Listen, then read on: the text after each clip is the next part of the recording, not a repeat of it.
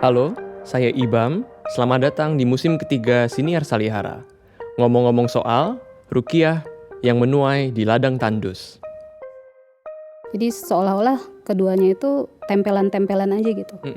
Cinta tempelan untuk politik atau politik untuk tempelan untuk cinta. Tapi kan kalau kita lihat lebih dalam karya Rukiah itu kan nggak seperti itu ya. Kalau kita lihat kisah hidupnya Rukiah ternyata jauh dari itu gitu.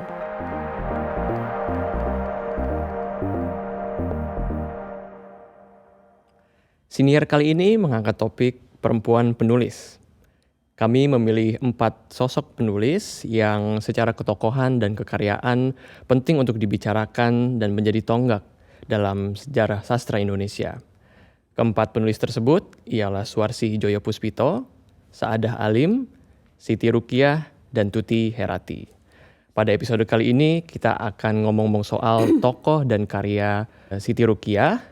Dan demi membicarakan ini bersama saya telah hadir Dewi Karisma Miselia atau yang akrab dipanggil Mimi.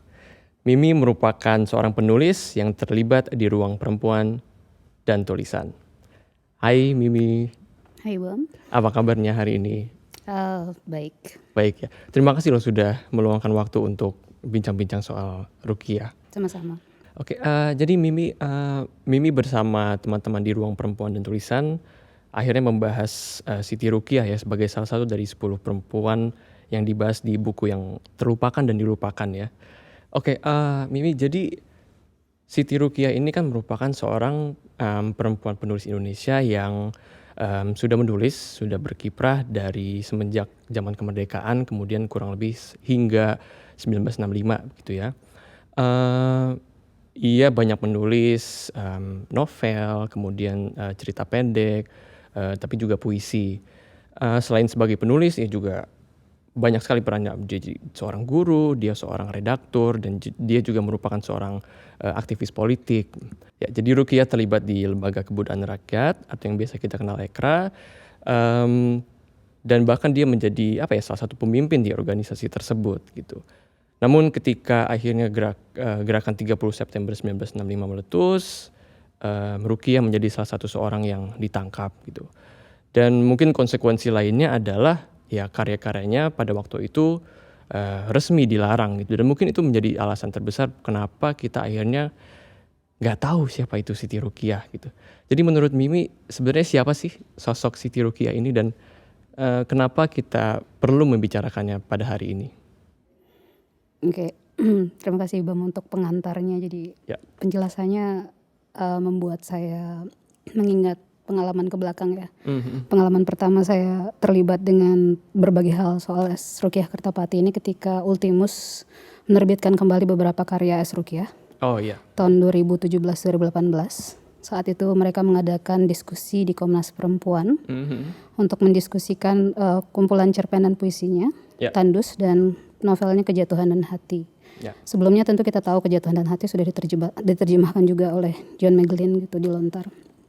Affair of the Heart.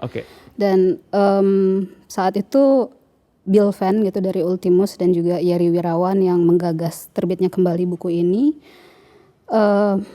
bertanya-tanya ya, mengapa Rukiah tidak kunjung diangkat kembali namanya setelah sekian lama pasca reformasi begitu. Bahkan kita tahu John sudah menerbitkan terjemahan buku itu, tapi pembicaraannya di kalangan muda waktu itu seperti apa gitu. Pertanyaan itulah yang kemudian memantik mereka untuk pengen menerbitkan kembali beberapa buku S. Rukiah. Dan sebenarnya ada rencana ketika itu untuk menerbitkan lagi beberapa buku cerita anaknya karena Rukiah kan memang dikenal sebagai redaktur majalah Kutilang, redaktur Cendrawasih yang memang fokusnya ketika itu menerbitkan cerita-cerita anak. Tetapi setelah diriset dari PDSAB ASEAN ada beberapa arsipnya itu belum diterbitkan kembali.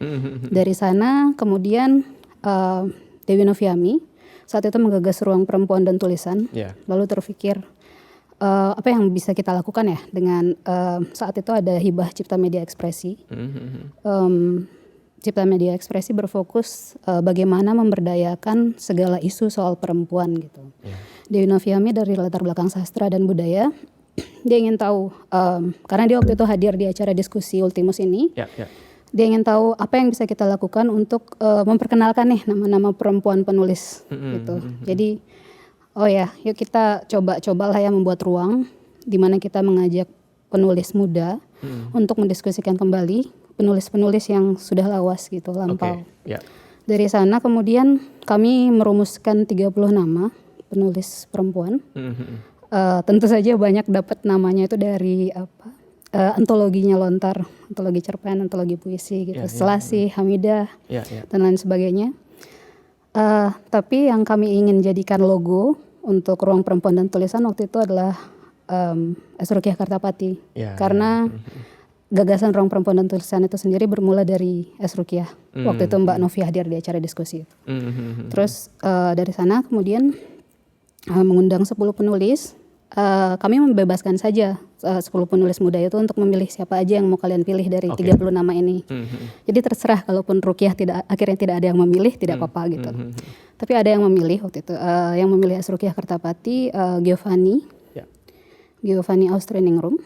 Dia meriset S. Rukiah dengan sangat baik. Banyak gagasan dari preset-preset sebelumnya yang juga dia tuliskan kembali. Jadi secara utuh gitu, kalau misalnya kita membaca kehidupan S. Rukiah, artikel Giovanni ini menurut saya sudah cukup sebagai pengantar. Jadi dari kacamata kami waktu itu, dari Ruang Perempuan dan Tulisan, kami merasa Rukiah perlu dibaca kembali karena pertama kita tahu bahwa namanya dia dihapus dari sejarah.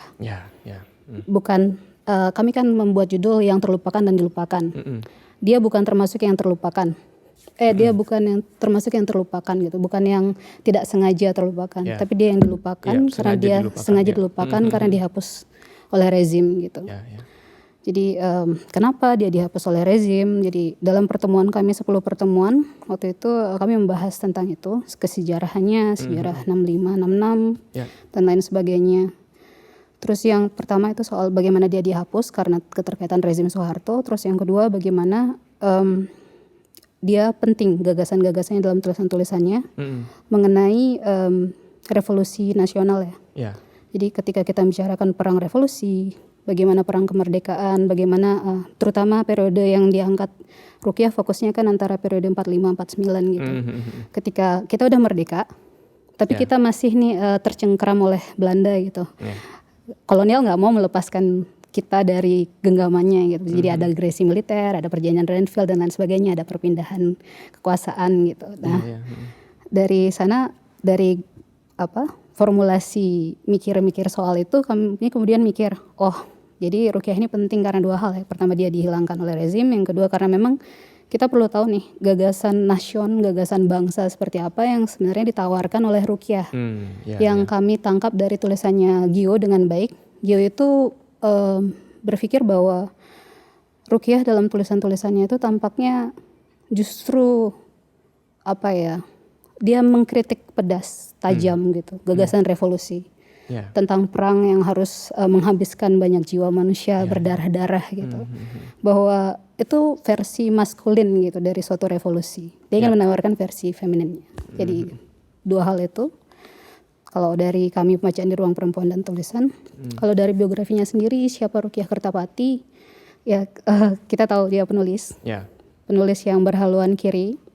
Tentu saja itu dia bukan korban indoktrinasi dan lain sebagainya. Dia terjun dengan ideologinya itu secara sadar, karena memang dia terlibat seperti itu karena karena dia memang hidup di periode itu gitu ya, terutama. Terus selain penulis dia juga redaktur berbagai terbitan, redaktur Api Kartini, majalah Garwani ketika itu. Menyunting juga Lentera bersama Pram, terus sempat juga menjadi editor untuk Pujangga Baru. Jadi redaktur majalah Kutilang, majalah-majalah cerita anak. Dan terutama dia ingin dikenal sebagai seorang ibu gitu. Dia punya 6 anak bersama suaminya Sidik Kartapati. Terus anak-anaknya ini yang kemudian dengan jernih gitu menceritakan bagaimana kisah hidup ibunya yang sangat traumatis dengan rezim Orba dan menjauhi dunia tulis menulis gitu. Jadi kita tahu kenapa dia sangat ingin dipandang sebagai seorang ibu itu terlihat dari bagaimana dia ingin saat dia mulai memiliki 6 anak itu dia mulai berkecimpung di dunia cerita anak. Oke. Jadi ya dia mestinya dikenal sebagai penulis cerita anak, penulis dengan gagasan revolusi, perang revolusi, dan redaktur, dan terutama seorang ibu. Iya, banyak sekali berarti perannya. Oke, tapi terkait dunia tulis menulis tadi Mimi kan bercerita bahwa ya sebenarnya Rukiah ini memang saksi gitu ya di masa setelah pasca kemerdekaan gitu hingga revolusi. Terkait dunia tulis menulis, Rukiah ini kan kalau tidak salah sudah mulai menulis dari umur 19 tahun ya, kalau tidak salah. Dia menulis puisi. Menurut pembacaan Mimi, apakah aspirasi seorang Rukiah itu sudah mulai muncul di ketika awal-awal dia menulis? Sebenarnya kalau kita mau melihat bagaimana awal karir menulisnya dia itu berkelindan sama bagaimana pilihan-pilihan hidupnya di awal ya. Jadi bagaimana dia lahir 25 April 1927. Ya. Terus kita mesti lihat bagaimana kaitan antara kelahirannya dia tahun 27 dengan kemerdekaan itu tahun 45 gitu. Dia awal karirnya dia sebagai individu gitu, sebagai seorang guru. Setelah dia lulus dari sekolah guru, dia mengajar untuk sekolah perempuan, sekolah perempuan rendah waktu itu. Terus itu pada tahun 45, dan di saat yang sama dia terlibat dalam Palang Merah karena waktu itu kan gerilya, orang-orang ingin saat itu terjun untuk terus menggagas nasion yang seperti apa yang dikehendaki dari 45 ke 49 itu. Jadi dia ingin terlibat sebagai sosok yang ada di Palang Merah gitu. Jadi dari sana kita tahu kemudian pengalaman-pengalaman dia yang dia alami sendiri gitu di Palang Merah, pengalamannya sebagai guru, pengalamannya kemudian bertemu dengan beberapa laskar. Terutama misalnya Sidik Kertapati, dia bertemu karena dia mengirimkan satu ceritanya kepada Sidik. Lalu pertemuannya itu yang membuat dia lebih intens untuk terlibat ke tulisan-tulisan yang memuat ideologi-ideologi kiri. Jadi dari pengalaman intens keterlibatannya dengan secara tidak langsung gitu dengan politik yang membuat dia mulai menulis soal itu. Dan kita juga perlu lihat bagaimana kota Purwakarta saat itu ya. Oh, karena dia lahir di sana dan dia lahir di Purwakarta. Dan saat itu komando laskar itu kan pusatnya itu di Karawang. Terus membutuhkan banyak massa, banyak pasokan makanan, banyak tadi Palang Merah dan lain sebagainya itu semua dari Purwakarta. Jadi orang-orang laskar pemuda, baik juga dia yang terlibat di Palang Merah itu terlibat semua dengan isu politik saat itu gitu. Jadi mau tidak mau tentu saja tulisan-tulisan dia ya berkelindan dengan isu-isu seputar itu. Oke. Tapi kalau melihat kiprah Rukiah, karena tadi kamu tanya apakah dia aspirasi politiknya sejak awal, selalu ada yang mempertanyakan apakah aspirasi politiknya itu didorong oleh suaminya ya, Sidik Kertapati. Tapi kalau kita ngelihat misalnya periode dia tadi, pilihan hidupnya untuk terlibat di mengajar sekolah rendah gadis, terus pilihan hidupnya terlibat di Palang Merah itu terjadi sebelum dia bertemu Sidik Kertapati. Dan ya Sidik Kertapati bisa dibilang ya cuma sebagai katalisator ya. Untuk mendorong gitu, tapi bukan dia pemicunya. Jadi pertemuan dia dengan Sidik Kertapati kan tahun 1947. Sementara kita tahu mereka baru menikah tahun 1952. Itu saja kita melihat ada rentang yang dalam 5 tahun itu meskipun mereka berkorespondensi satu sama lain, bersurat gitu, terus menjalin hubungan, tapi kita tahu bahwa dalam periode itu kan Sidik kan tentu saja dia bergerilya sebagai seorang laskar saat itu ya. Jadi ada banyak periode kan saat itu, ada periode Madiun 48, terus ada periode Renville, periode perpindahan ibu kota ke Jogja, terus ada banyak laskar yang kemudian karena periode itu ada terutama pas pembasmian terutama pas soal pemberontakan komunis itu banyak yang kabur bergerilya ke gunung dan cukup keruh lah ya situasi ketika itu. Jadi kita tahu bahwa tidak melulu gitu ada campur tangan seorang Siddiq gitu dalam kekaryaannya Ruqyah. Sementara Ruqyah sendiri dia tetap di rumah. Dia tetap menulis, dia periode 47 ke 52 itu dia malahan semakin intens terlibat sebagai editor untuk Pujangga Baru. Dia bersurat dengan Habib Yasin misalnya. Jadi dari sana kita lihat aspirasi politiknya terus terbangun, tapi dengan lintasan paralel dia sendiri gitu. Dia tidak melulu selalu, pengaruhnya mungkin ada ya, tapi semuanya serba diputuskan oleh Ruqyah sendiri. Mengapa ini penting? Karena ini kemudian menunjukkan ke kita bahwa Ruqyah sebagai penulis individu, dia punya gagasan sendiri tentang apa itu revolusi, apa itu kemerdekaan, apa itu aspirasi politik yang harusnya dimiliki oleh perempuan yang berbeda dengan laki-laki. Laki-laki punya pandangan maskulinnya dia tentang perang seperti apa, revolusi seperti apa, perempuan punya juga gitu. Dan dari dia kemandiriannya Ruqyah ini pada periode itu 47 ke 52 itu kita bisa lihat bahwa seperti yang diteliti oleh seorang peneliti Julie Shackford, itu dia meneliti bahwa dalam karya-karya Ruqyah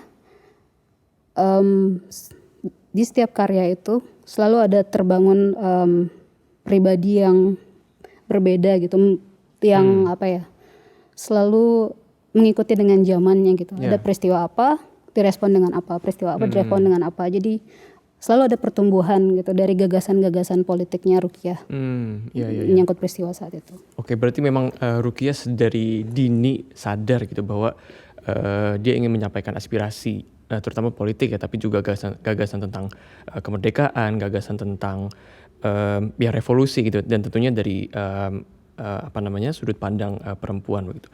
Kemudian dari aspirasi tersebut, menurut pembacaan Mimi, gimana sih Ruqyah menulis gitu? Itu kan pastinya ada sangkut pautnya dengan tadi ya, seperti kata Mimi kan dia ingin merespons situasi zamannya gitu melalui karya sastra.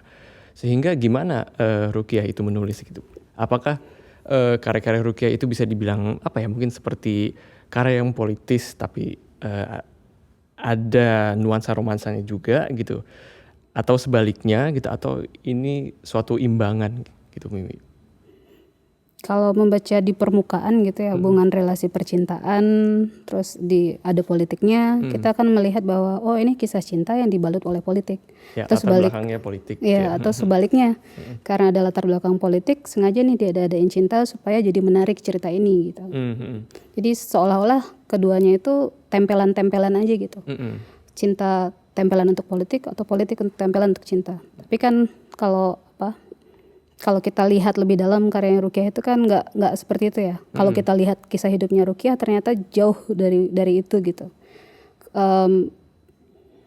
Ketika dia masukkan unsur politik di ceritanya itu bukan sekedar tempelan, karena kita bisa mengaitkan ke autobiografi dia tadi.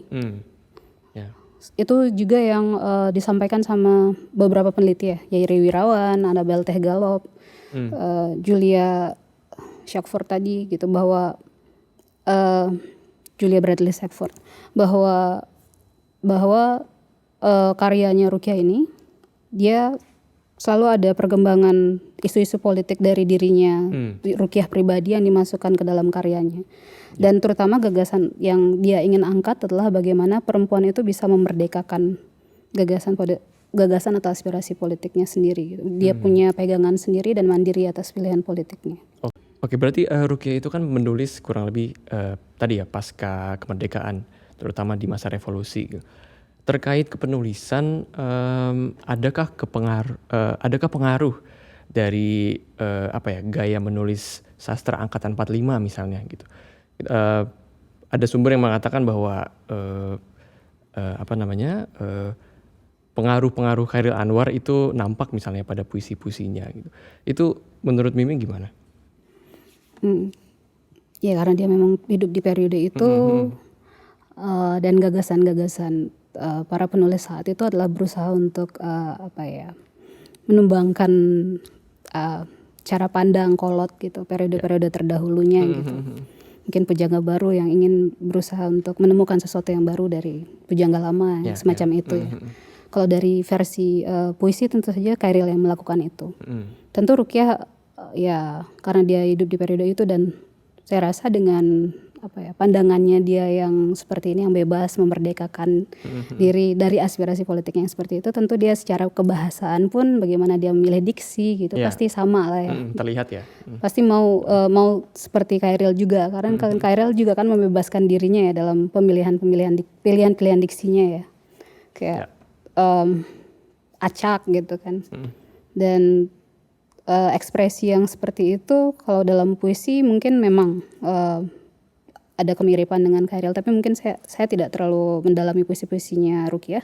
Tapi kalau dalam cerpen-cerpennya atau prosanya Ruqyah itu ada yang bilang juga bahwa dia mendapatkan pengaruh dari Idrus gitu. Bahwa saat itu kan ada ada genre yang dikembangkan baru waktu itu ya, semacam kesederhanaan baru gitu. Jadi bahwa kalau saya baca Idrus tuh sifat modernis dalam kalimat-kalimatnya, terus pilihan disi tokohnya pribadi, kesederhanaan penceritaannya itu mungkin memang periode ketika itu para penulis berupaya untuk menemukan seperti yang dilakukan Idrus. Begitu juga Ruqyah. Ruqyah dengan kesederhanaan penuturannya itu dalam cerpen-cerpennya bisa kita lihat bagaimana dia menghadirkan Purwakarta dengan penokohan-penokohan yang sederhana, dan ya kalimat-kalimat ala modernis ketika itu ya, yang nggak berpetatah petitih, yang nggak mendayu-dayu gitu. Jadi ya lugas-lugas gitu. Mungkin kalau dalam jurnalisme itu lebih kayak new writing gitu ya, gaya tulisan-tulisan baru. Jadi segar sederhana, gitu, sederhana. Nah terkait prosa, Ruqyah kan menulis ada 2 karyanya yang memuat karya prosa. Yang pertama itu kan Kejatuhan dan Hati, kemudian yang kedua itu adalah Tandus. Tandus kan itu merupakan kumpulan tulisan baik puisi tapi juga ada cerpen-cerpennya di situ. Bagaimana Mimi membaca kedua karya itu? Apakah aspirasinya juga nampak kepada kedua karya itu?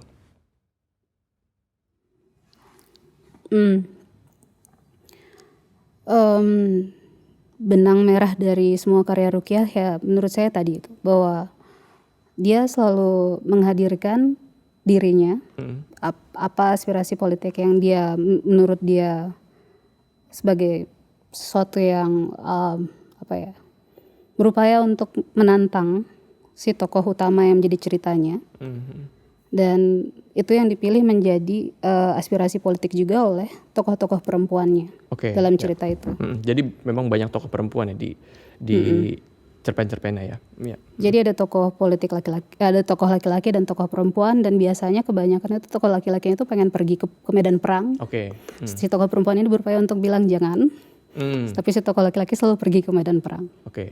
Tapi dari sana kemudian tergambar bahwa jadi sebenarnya nih Ruqyah itu tidak pro perang, dia pasifis, dia nggak menginginkan berdarah-darah, dia nggak menginginkan yang versi gigantik dari suatu hal yang namanya politik gitu, narasi besar politik gitu. Dia pengen yang mungkin kayak pilihan-pilihan hidupnya yang sederhana tadi itu ya, bahwa dia milih palang merah, keterlibatan palang merah kan all about care ya, semuanya tentang perawatan gitu, bagaimana kita mengobati orang yang terluka gitu.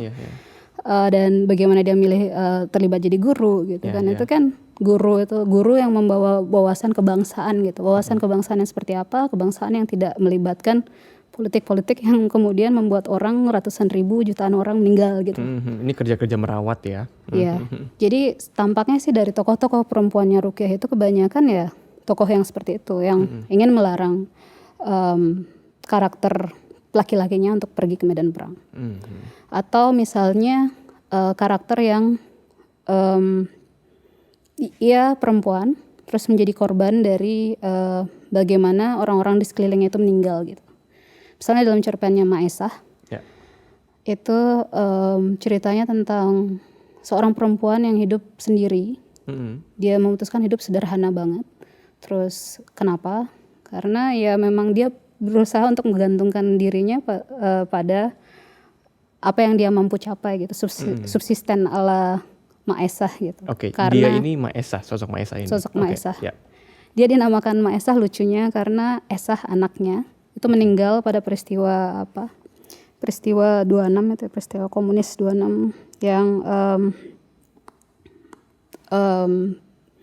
dari sana anaknya meninggal, terus kemudian suaminya juga ikut meninggal, terus anaknya lagi satu meninggal karena disentri pas periode pendudukan Jepang, terus si Maesah kemudian dari periode 26 itu ke periode 49. Dia di periode 49 itu melihat bagaimana orang-orang membakar rumahnya. Lalu dia sendiri ditembak oleh militer ketika itu. Jadi jadi dari penuturannya itu terlihat bagaimana pas periode 49 itu misalnya itu kan terkait ke perjanjian Renville ya. Jadi ketika saat itu yang mendukung perjanjian itu kan pihak nasionalis sama agama ya.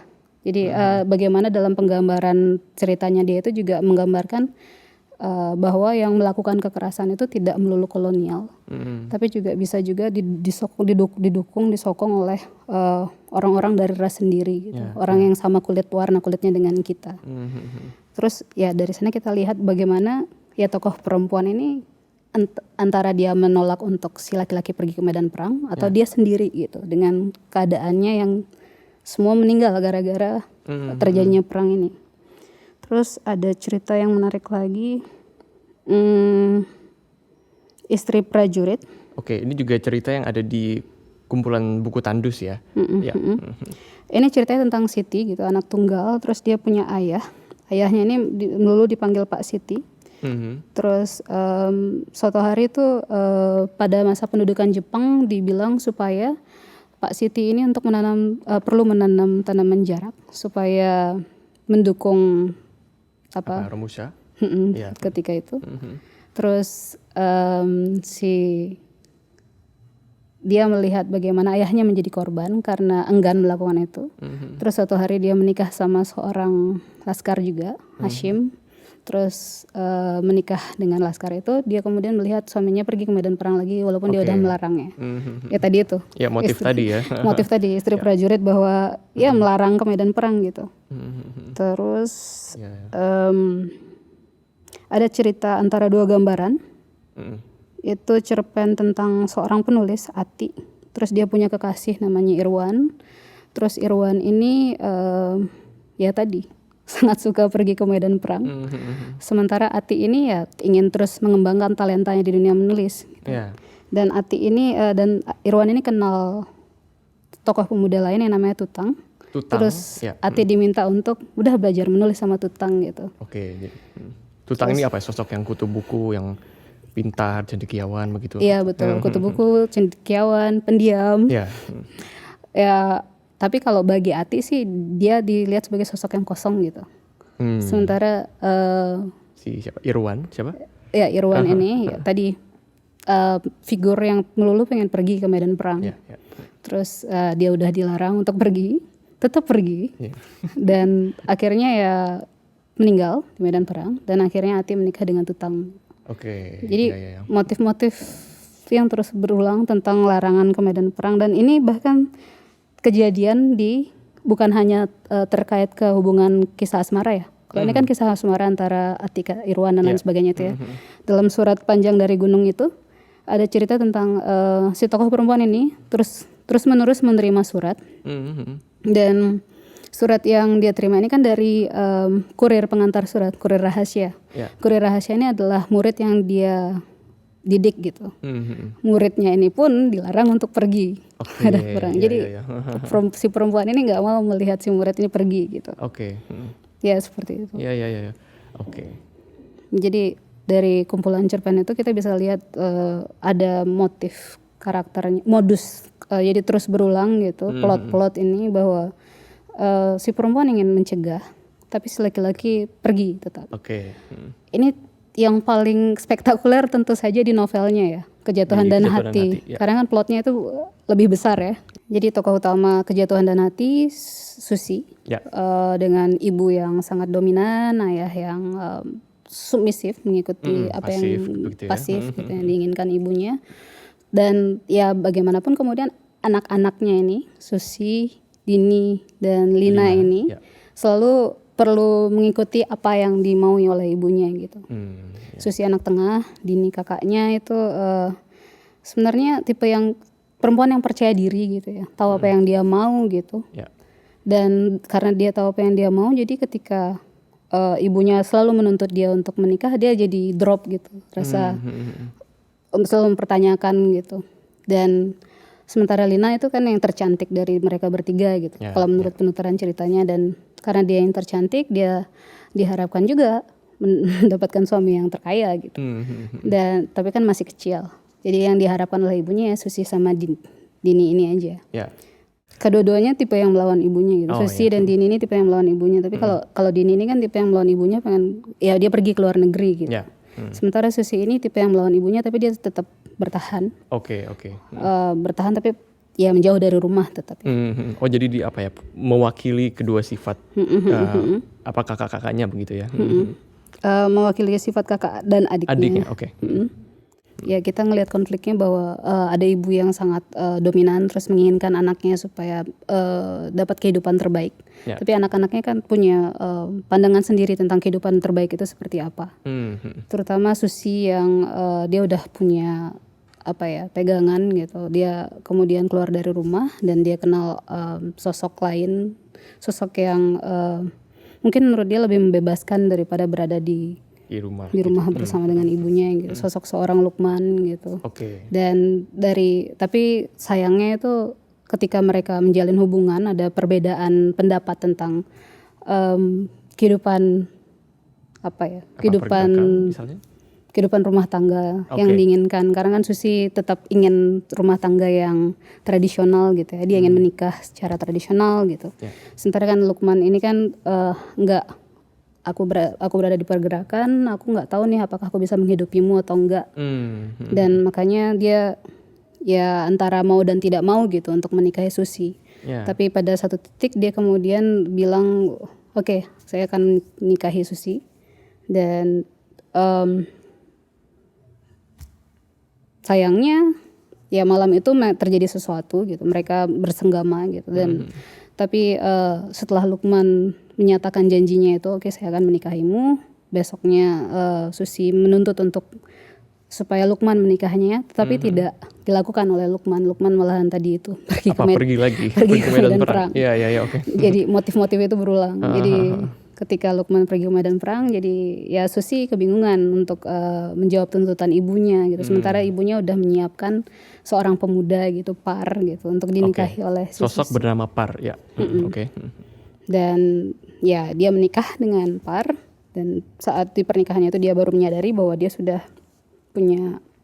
mengandung anak dari Lukman.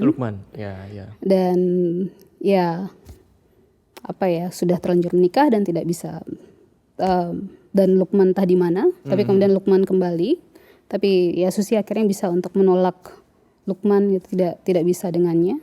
Jadi dari sana kita lihat tokoh perempuan yang terombang-ambing gitu ya. Di tengah ibu yang masih sikapnya itu sangat tradisional, dan sikap tradisional konformis yang seperti itu kan yang sangat jauh gitu ya dengan cita-cita atau nilai-nilai yang digadang-gadang oleh revolusi gitu ya. Jadi mungkin konflik-konflik dilematis seperti ini yang dicoba untuk dihadirkan sama Ruqyah gitu, bahwa oke nih, udah ada revolusi, udah ada perang kemerdekaan, kita udah mencapai kemerdekaan dan kita ingin membangun suatu bangsa, tapi kok bangsa yang seperti ini, bangsa yang masih punya pandangan untuk mengekang anak kemauannya apa, mengatur dia hidupnya harus seperti apa, hidup yang terbaik seperti apa, kenapa seperti itu, padahal perempuan seharusnya punya pilihan sendiri untuk bebas dari semua itu. Lucunya lagi, pandangan patriarkis ini tidak dilakukan oleh ayahnya, tapi ibunya yang bersikap dominan. Jadi dari motif modusnya dalam cerita Kejatuhan dan Hati ini kelihatan banget puncaknya. Bagaimana Rukiah ingin menunjukkan bahwa yang terpenting bagi perempuan itu adalah bagaimana perempuan bisa independen, merdeka, punya pilihannya sendiri seperti dia, aspirasi politiknya sendiri bahkan sejak awal. Mungkin Rukiah beruntung ya sama kayak Kartini gitu ya. Latar belakangnya dia kan memang dari keluarga yang berkecukupan. Keluarganya mewakafkan tanah untuk dijadikan masjid dan lain sebagainya. Oke, Mimi, selain cerita pendek, selain novel, selain puisi, Rukiah juga banyak menulis cerita anak, gitu, dongeng. Gitu. Ya bahkan juga menjadi redaktur bagi majalah Kutilang namanya ya, kalau tidak salah. Nah, apakah di cerita-cerita anak itu aspirasi politik Rukiah juga muncul gitu, dan jika iya, kenapa akhirnya Rukiah memutuskan untuk menulis cerita anak? Apakah aspirasi politiknya juga muncul dalam cerita anak ya? Saya teringat baca beberapa edisi majalah Kutilang yang diunggah sama toko buku hitam, Dodit Sulaksono. Di beberapa majalah itu ada tulisan catatan redaksi gitu ya. Jadi ada pengantar redaksi untuk majalah itu. Belum masuk ke substansi, tapi di awal saja kita misalnya udah disodorkan kalimat gini misalnya. Anak-anakku sayang, sekarang ini hari ini saat yang baik untuk mengganyang Malaysia. Pokoknya bahasa-bahasa yang sangat-sangat politis dan propaganda ketika itu. Saya sangat kaget gitu ya baca, ini ngomongin ganyang Malaysia, terus ngomongin anti imperialisme, terus ngomongin ya semua bahasa revolusi ketika itulah ya. Jangan kontref dan jangan lain sebagainya. Untuk anak kecil gitu.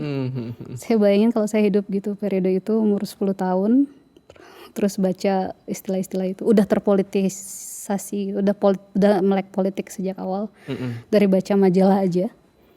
Saya bakal jadi anak seperti apa ya sekarang? Kebayang tuh kalau misalnya anak tahun 62 gitu, 60-an gitu baca majalahnya ya. Terus kalau dari cerita sendiri tampaknya selalu ada ya. Waktu itu Ultimus ngajak saya bantu ngedit Pak Supi kakek pengungsi itu. Itu cerita tentang seorang kakek, sama seperti Maesah tadi. Dia adalah korban karena anaknya dibunuh gitu. Cuma bedanya kalau yang si kakek ini anaknya dibunuh karena si kakek ini anaknya itu terlibat di semacam terlibat di perkebunan atau pertanian gitu. Saya nggak tahu apakah Barisan Tani Indonesia atau apa gitu. Tapi saat itu sih berarti mungkin karena itu periodenya sebelum 65, mungkin aja ya memang periode 26 itu ya. Yang dibunuh itu mungkin atau periode 48 mungkin ya. Periode ketika anaknya itu terbunuh, lalu kakek Supi ini merasa hidupnya sendirian. Terus dia pergi mengungsi ke desa sebelah, dia tinggal di sebuah gubuk, nggak tahu apa yang dilakukan oleh si kakek Supi ini. Ada beberapa orang anak gitu yang ingin menebak-nebak gitu. Jadi sebenarnya sih genre-nya buku cerita anak ini detektif ya, karena kan si anak ini menguntit si kakek ini ngapain gitu. Jadi 3 orang anak ini menebak-nebak apa sih yang dilakukan si kakek hari ke hari. Tapi kan orang-orang di sekitar si kakek ini selalu menuduh dia, ini tukang santet, dia atau tukang culik, dia bisa suatu hari menculik anak. Pokoknya punya niatan jahat gitu kakeknya. Tapi si anak ini mencoba untuk membuktikan tidak, kakek ini ada di sini, dia orang baik kok. Gitu. Hingga suatu hari terjadi suatu konflik ya, 2 konflik sih. Yang satu konflik itu ada satu rumah saudagar gitu yang kecolongan. Terus semua orang menuduh bahwa si kakek ini yang mencuri. Terus satu konflik lagi, si kakek ini sangat menyukai sangat senang ada anak perempuan yang selalu main ke rumahnya gitu. Jadi dia gendong-gendong aja anaknya gitu. Terus diajak main ke rumahnya, dan oleh orang-orang di sekitar 2 hal ini tuh dilihat sebagai kejahatan si kakek. Yang pertama dituduh si kakek ini yang mencuri, yang kedua bahwa si kakek ini pengen jadi penculik si anak perempuan ini. Padahal tidak gitu. dan kenapa tidaknya ini yang dibongkar oleh si anak-anak ini gitu. Mereka makanya gayanya detektif begitu detektif, ya. karena mereka akhirnya berupaya untuk mencari tahu yang sebenarnya, kayak ternyata ada penjahatnya nih, penjahatnya inilah yang kemudian mempropaganda dan menuduh si kakek ini sebagai si penjahat, padahal dia penjahatnya, hal semacam itu. Oke, tapi kenapa ya akhirnya Rukiah memutuskan untuk menulis juga untuk anak-anak? Oh ya, jadi sebenarnya awal kenapa dia ingin menulis cerita anak karena ya dia punya 6 anak. Oke. Dan dia kayak mungkin bernubuat kali ya, bernazar mungkin ya, ketika dia awal punya anak-anak itu kayak aku juga ingin menulis cerita untuk anak-anakku gitu. Oke. Anak-anaknya ini lahir dalam rentang 53 sampai 63. Oke. 6 anak. Aga Prayoga lahir 1953, Puri Perhari 1955, Nanda Pranada 1957, Galih Prajati 1958, Windu Pratama 1960, dan Heru Prahara 1963. Oke. Nah, konon untuk anak-anaknya inilah dia menulis cerita anak, dan bukan hanya menulis cerita anak, dia juga menyadur banyak cerita dunia. Fabel Aesop juga dia sadur. Terus bahkan dia juga menulis cerita rakyat kembali, cerita rakyat Iran, cerita rakyat Belitung gitu dia tuliskan ulang. Jadi kalau kita lihat kekaryaannya Rukiah, justru lebih banyak cerita anaknya daripada ceritanya untuk orang dewasa. Cuma itu sayangnya memang nggak diterbitkan ya. Beberapa yang ada di PDS Hasin itu beberapa judulnya, Siraun dan kawan-kawannya itu terbit tahun 55, Tuku Hasan Jalan Pahlawan itu tahun 57, Pak Supi Kakek Pengungsi itu udah terbit. Terus Taman Sanjak Si Kecil 1959, Dongeng-dongeng Kutilang 62, Jaka Tingkir juga 62, Kisah Perjalanan Si Apin 62. Jadi dari periodenya itu kita lihat itu periode dia ketika awal punya anak sampai ya anak yang terakhir mau lahir ya 1963. Jadi 63. Bahkan mungkin saat dia mengandung gitu dia membayangkan menuliskan cerita bunda buat anak nih gitu. Mungkin seperti itu. Oke, tadi 63 ya kurang lebih. Kemudian ketika akhirnya rezim politik atau iklim politik berubah gitu ya menjadi orde baru, apa yang terjadi dengan Rukiah gitu? Bagaimana kemudian akhirnya ia menerima semacam konsekuensinya mungkin dari pergerakannya dan karya-karyanya gitu. Kita tahu kan dia ditangkap, kemudian karya-karyanya juga resmi dilarang gitu. Menurut pembacaan Mimi gimana? Ya, kita tahu organisasi kiri kan memang dilarang pasca 65, peristiwa 65-66 itu. Dan kita tahu bagaimana Rukiah itu menempati posisi yang sangat penting di Lekra. Ya. Dia berada di pimpinan pusat Lekra bersama Sugiyarti Siswadi. Dia juga yang jadi delegasi pergi ke Jerman Timur dengan Sugiyarti gitu. Jadi sosoknya sama pentingnya gitu dengan Pramudia dan lain sebagainya yang belakangan kita kenal juga. Ya tentu namanya ada di daftar nama yang mesti ditahan ketika itu. Jadi dia termasuk tahanan politik juga. Dia mesin teknya disita, anak-anaknya mesti dia ungsikan untuk tinggal di rumah keluarganya, sanak familinya disebar, dan semua buku-bukunya tentu dilarang beredar. Dua karyanya yang ada di Gema Tanah Air kan dalam periode rezim Soeharto itu tentu tidak boleh dicantumkan. Jadi ya Habib Hasin mau tidak mau harus mencabut tulisan itu selama periode rezim Soeharto. Padahal sebelum-sebelumnya berkali-kali dimuat begitu ya. Di Pujangga Baru. Jadi ya dengan latar belakangnya itu bagaimana dia mesin tik diambil, dia jadi tahanan politik, anak-anaknya tersebar, suaminya juga saat itu lagi melawat, jadi lagi kerja, dia sedang kunjungan ke RRT. Jadi mungkin sepertinya saat itu jadi eksil dan tidak bisa kembali. Dan dengan semua latar belakang itu tampaknya sangat pahit ya buat Rukiah. Tapi menurut Windu anaknya, bukan itu yang semata-mata membuat dia beneran sangat traumatis mendalam baginya gitu. Menurut Windu sepertinya kejatuhan dan hati ini merefleksikan bagaimana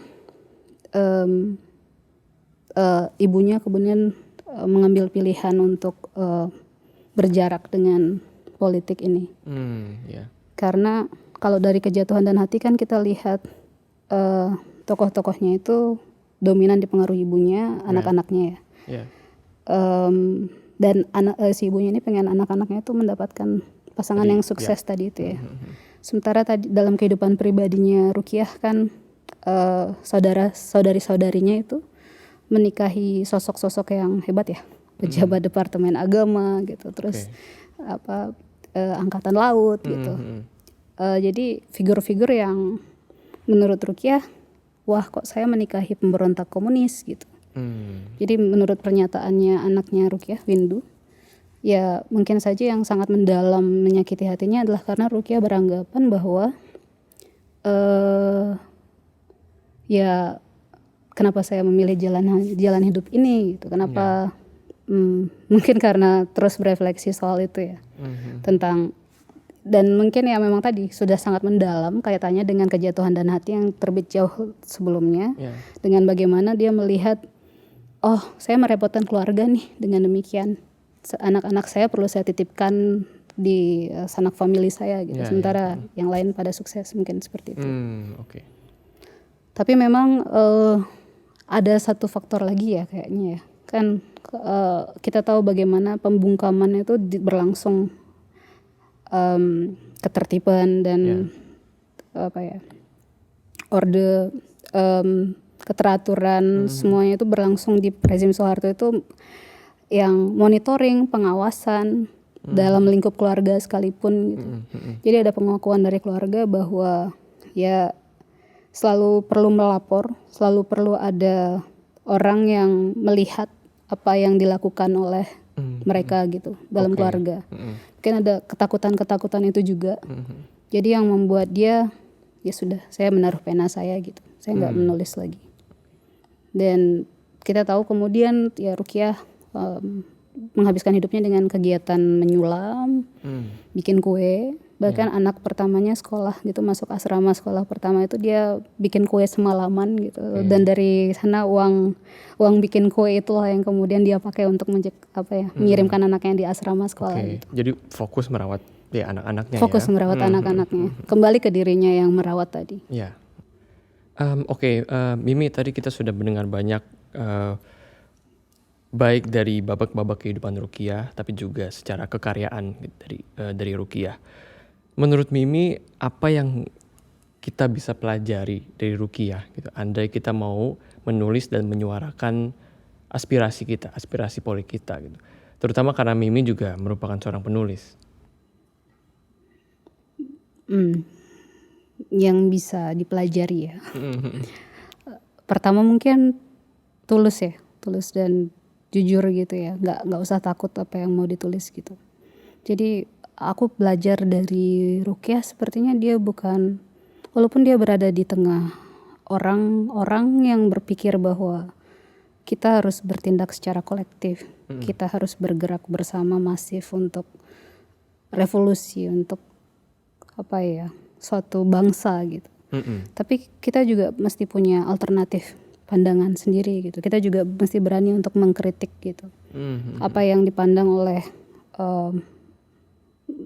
arus utama gitu sebagai hal yang harus dilakukan gitu. Ya.